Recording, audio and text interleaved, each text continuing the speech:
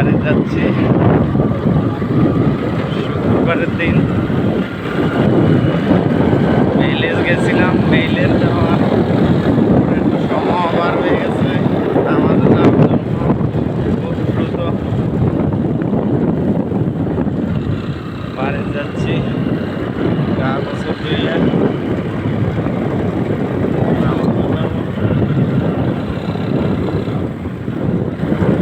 লোকজন চলে যাচ্ছে নামাজের টাইম, খুব কাছাকাছি।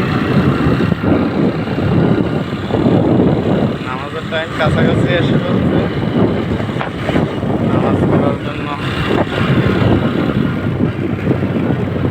দ্রুত যাচ্ছি বাসা।